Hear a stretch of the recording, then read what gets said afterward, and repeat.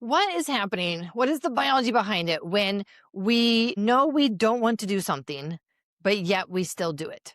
Maybe we know the harm that it is causing us, and yet we keep returning to it.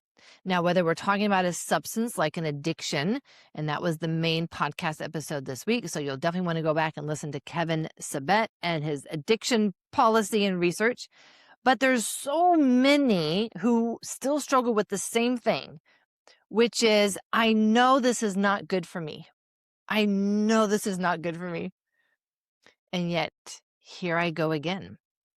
Now, there are many ways in which this can show up.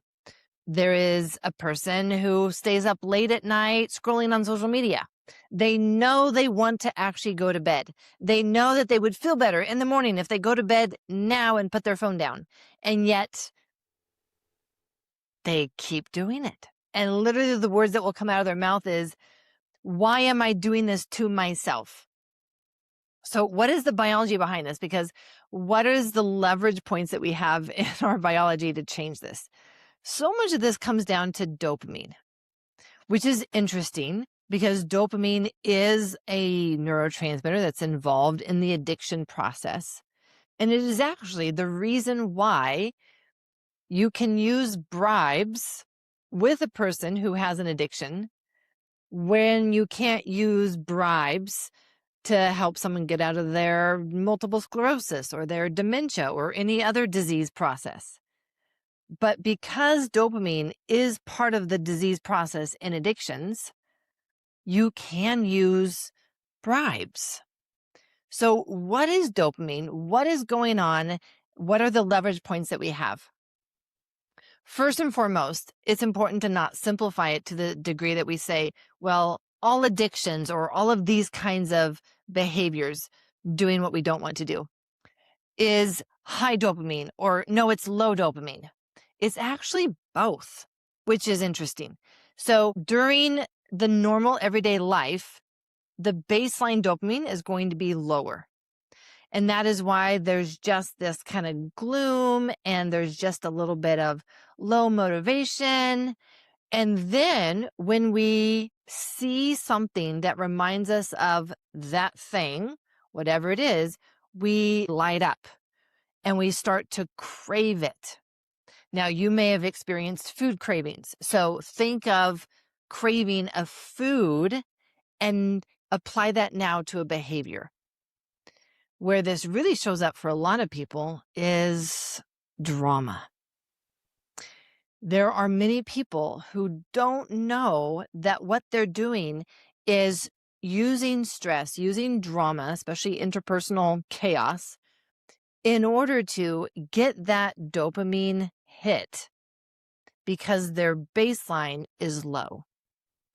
They think that they are picking a fight because this person didn't do this, or they did do this, they looked at me this way, whatever it is that it is, without realizing that so much of it sometimes is our biochemistry that is looking for a way to get dopamine.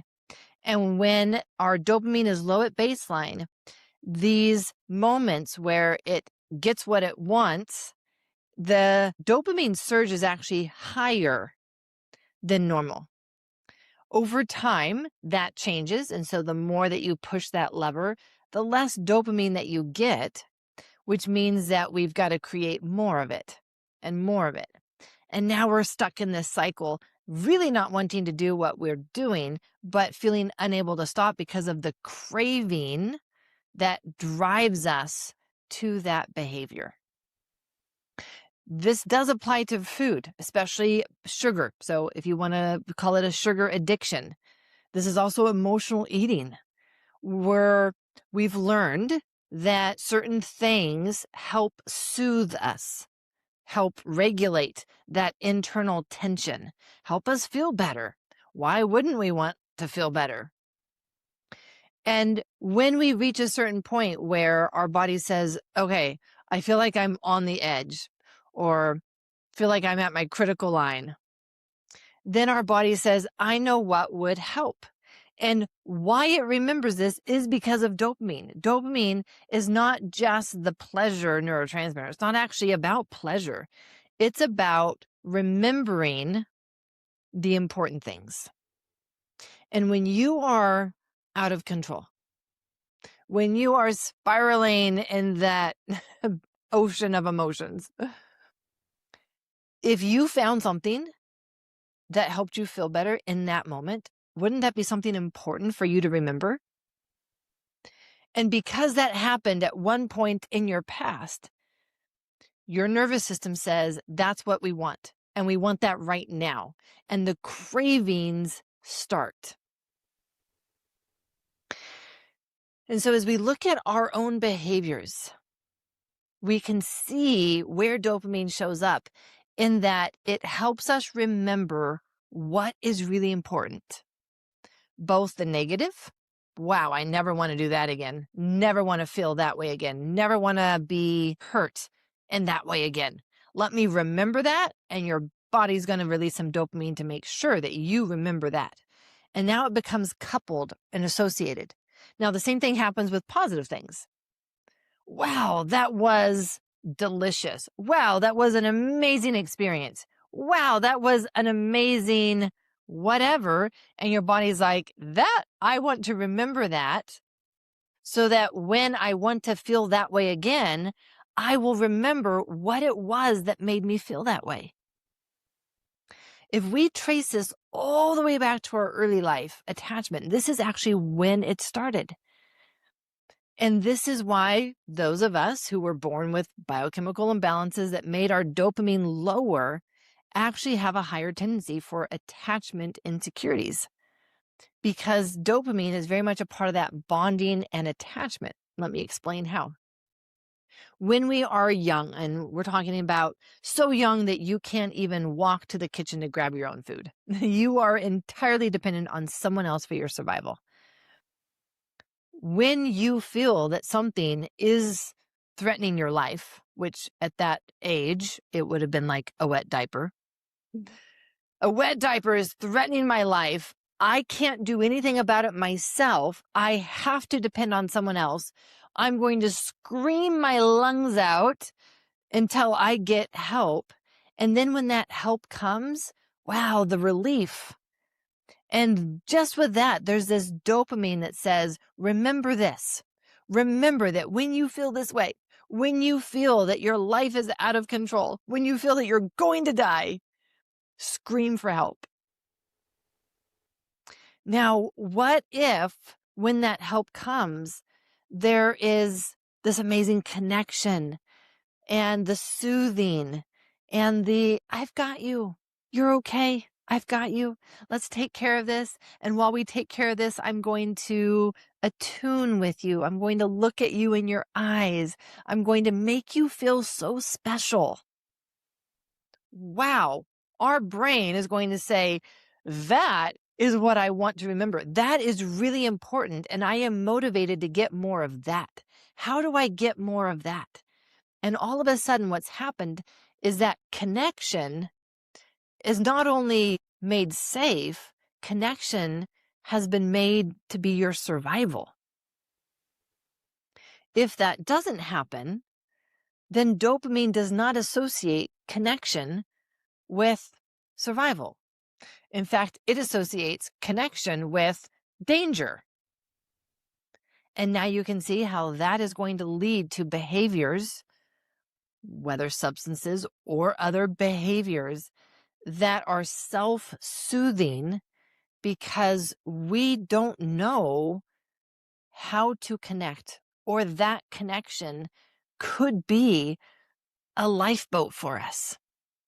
We've only experienced it as danger for us. And so we need to go to something else to get our dopamine. We do need dopamine, so we will be seeking things that give us dopamine. We will be finding our dopamine in places other than connection with another person. And is that not the definition of an addiction? Going to places other than a human safe connection for us to feel okay.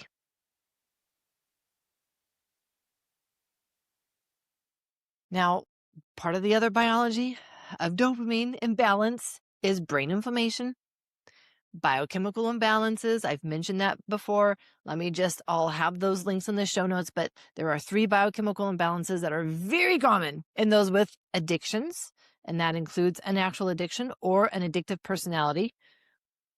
And that would be these biochemical imbalances that disrupt our normal dopamine activity. I was born with some biochemical imbalances. And so I was born with this predisposition to find connection dangerous. I didn't know this until I got tested well into my 30s and was then able to step into some of the repair for the biology and repair of the dopamine system. The brain inflammation. Brain inflammation is going to be a result of all kinds of events, both external and internal, that would have activated the immune cells in our brain to such a high degree of stress that they unleashed inflammation. And now they have a lower set point. And so less stress, and they're activating inflammation. Brain inflammation is going to decrease our dopamine. It also increases glutamate, which is the activating neurotransmitter. So it's like the double whammy. We have this activation, we have this inner restlessness from the increased glutamate. And so we're already on edge, and that is going to make us look for something to soothe us, something to feel better, something to take the edge off. You add to that equation the low dopamine, and now we're also going to be looking for something that will take the edge off, and in a way that will be self-soothing, self-regulating, and connected with our sense of survival. So brain inflammation is another aspect of our biology that we really want to look at, whether we have an addiction or an addictive personality, or find ourselves struggling with some behavior that we continue to go back to, even though we know that it is harming us, even though we know that it is not good for us.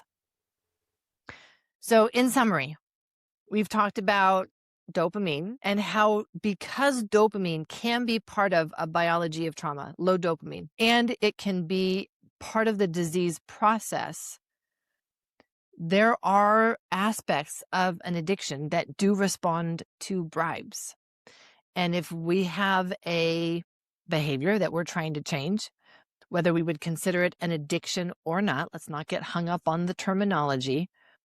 But if we have a behavior that we're trying to change and we haven't been able to change, it is likely that dopamine is part of the process, is part of this disease process, and that it will respond to a degree with bribes. And so create a reward system for yourself so that you're getting dopamine in other places by not doing this. And that is one way to uncouple this from the dopamine hit that we will be looking for and craving. But that won't be enough. Unless we want to willpower and white knuckle it all the way through our life, we're going to also want to repair the brain inflammation, the biochemical imbalances that will keep that dopamine low and keep us craving those things that we have found help us regulate, help us self-soothe, and help us survive life. I'm your host, Dr. Amy. Thank you for joining me. And until next episode, lots of love.